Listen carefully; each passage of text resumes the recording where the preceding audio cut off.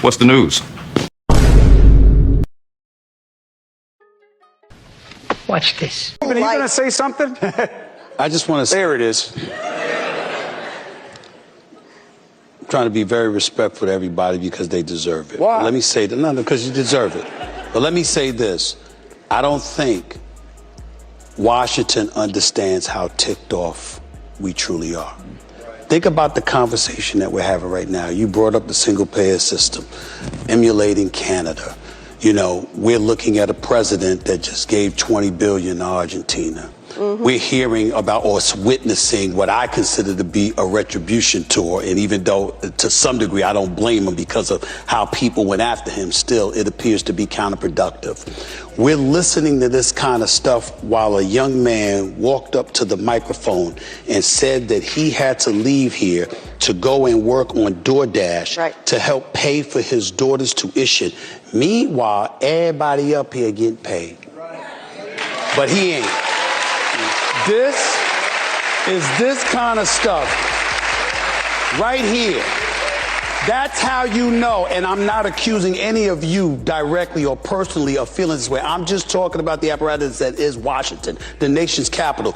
This is why you have so many Americans, excuse my language, so pissed off at Washington, because somehow, some way you get to have these conversations, engage in specific elements of it to talk about what we need to do to get things better. Our debt is $37.8 trillion.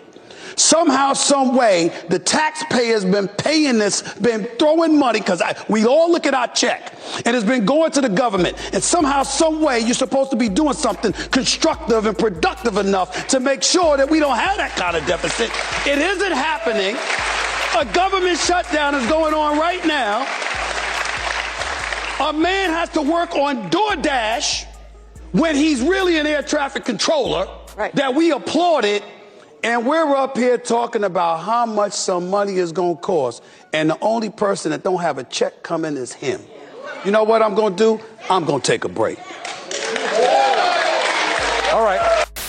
Stephen A. Smith didn't just make a point. He made a scene. On live television, in front of a national audience, he slammed the state of Washington, declared that Americans were ticked off, and stormed off the stage mid-discussion, only to come right back like he was on the set of First Take. But here's the thing. This wasn't a debate about LeBron James or the Dallas Cowboys. This was a town hall about a government shutdown. Welcome back to the channel. If you're new here, hit that subscribe button because we're about to break down one of the most revealing moments about Stephen A. Smith's evolution as a public figure and why his recent appearance on NewsNation exposed something troubling. Because Stephen A. just did something that perfectly captures everything wrong with modern political commentary. An air traffic controller had just stood up, explaining how he had to pick up a DoorDash job just to pay for his daughter's tuition during a government shutdown. The room fell silent. It was a real human moment, and instead of turning it into a deeper conversation about why the system fails people like him, Stephen A. turned it into a performance, and the clip went viral. Because that's what clips do. But here's the problem. In all that passion, all that emotion, all that theatrical flair, there was no substance. There were no answers. There were no solutions. Just performance designed to dominate the viral cycle. So stick around because we're breaking down what Stephen A. actually did, why it matters, and what it reveals about the state of commentary in America right now. Let's get into it. The moment, performative emotion versus genuine leadership.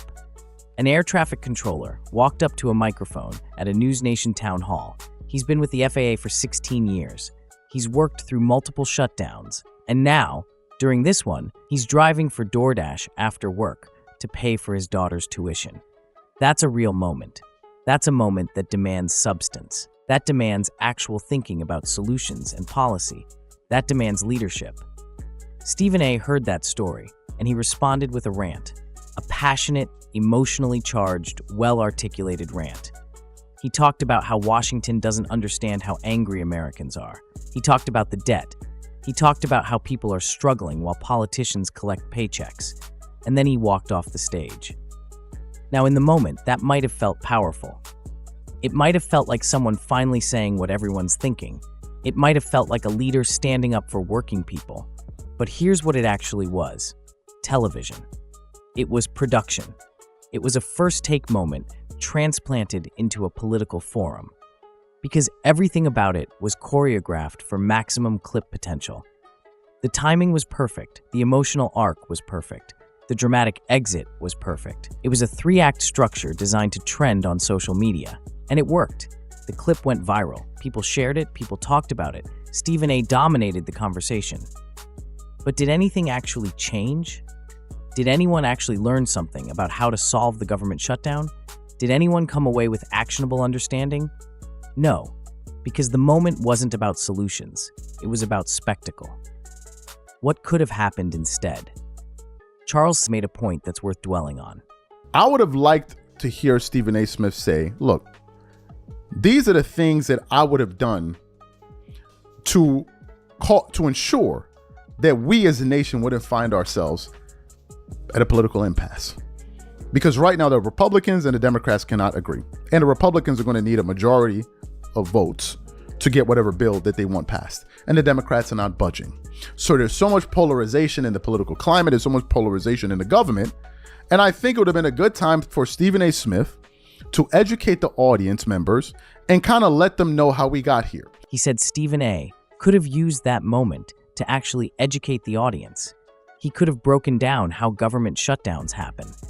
He could have explained the legislative process, how Republicans need votes to pass bills, how Democrats aren't budging, how this is a structural problem rooted in polarization.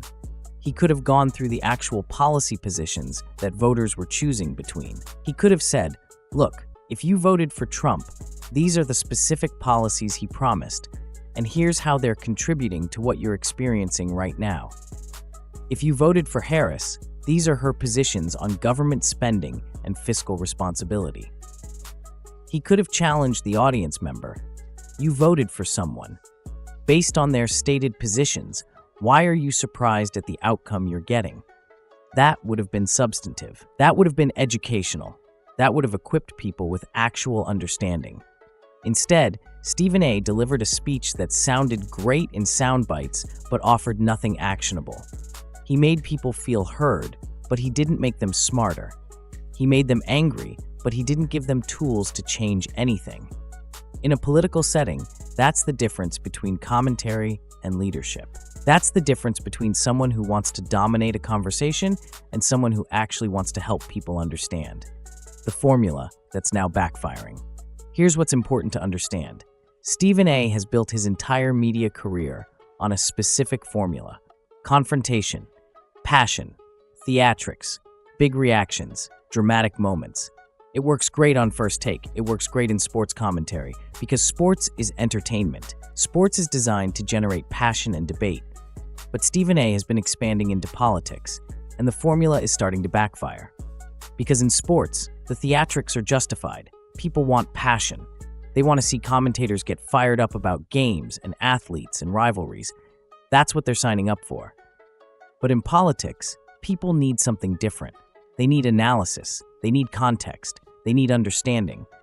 Passion without substance is just noise. And Stephen A.'s bringing the First Take energy to political forums.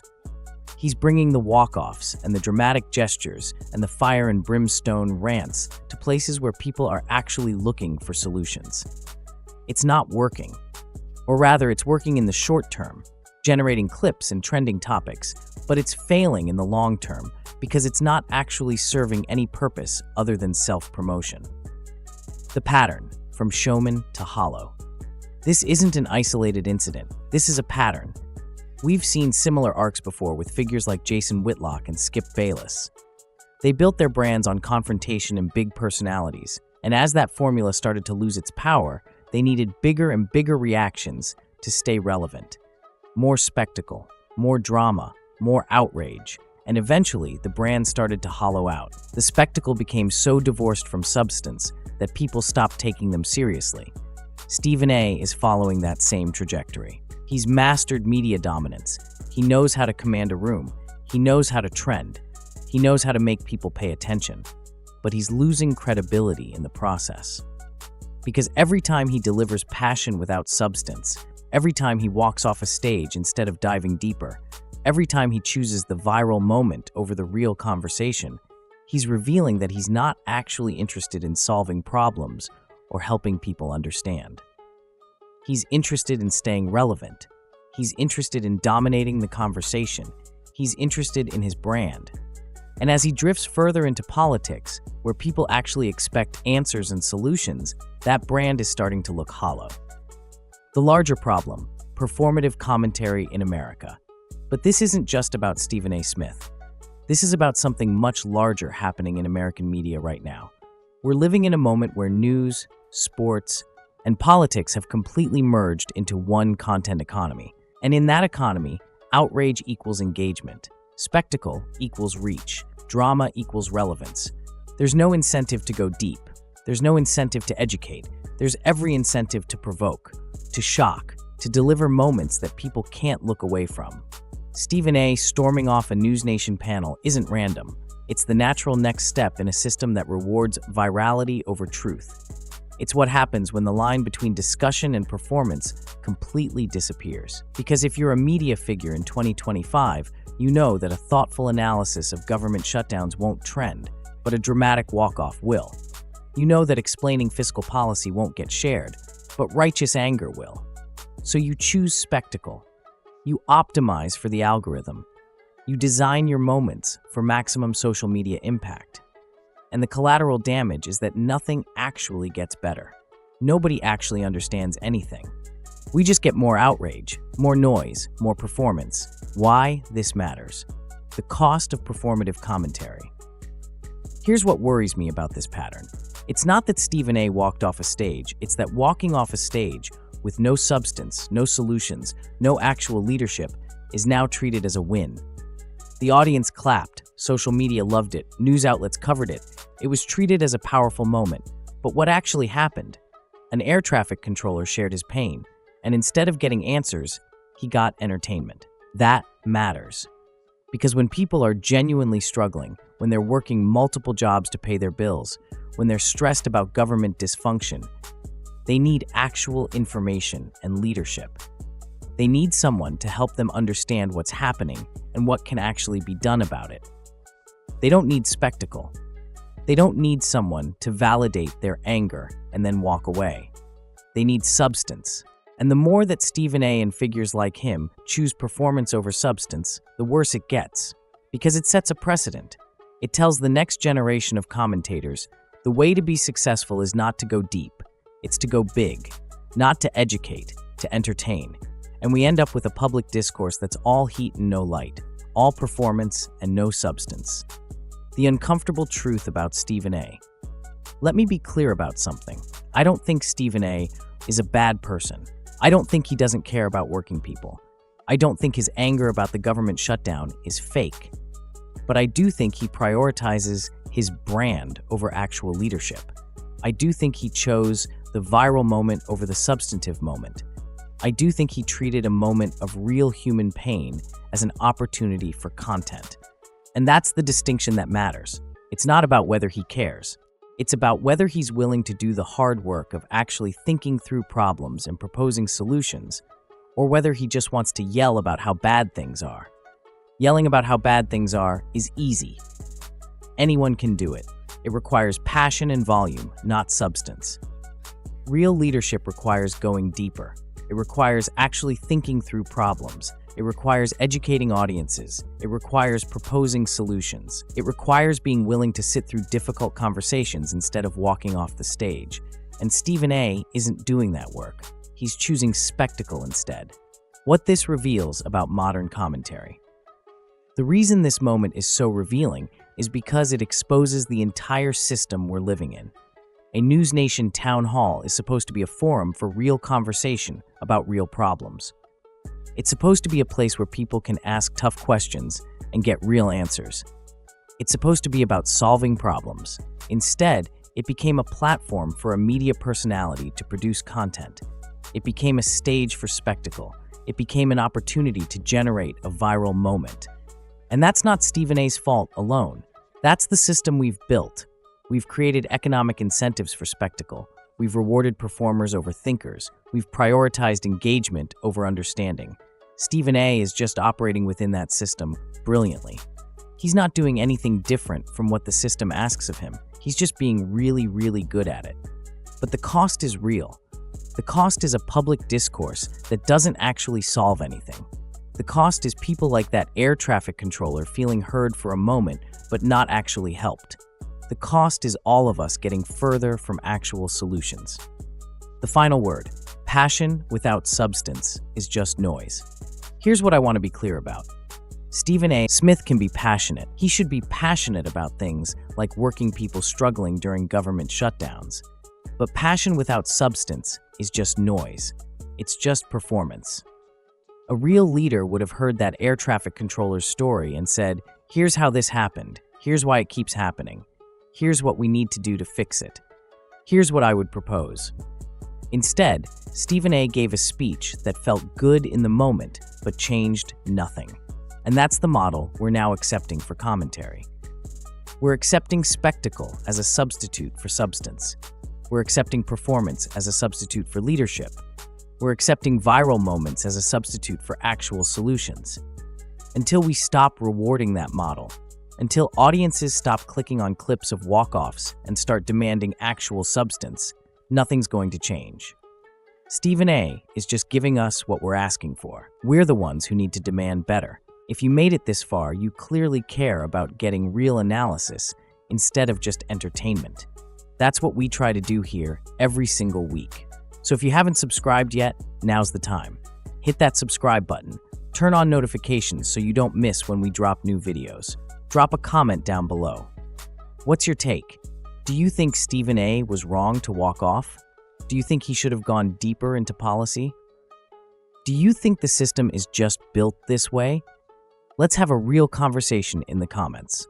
Thanks for watching. We'll catch you on the next one. Peace.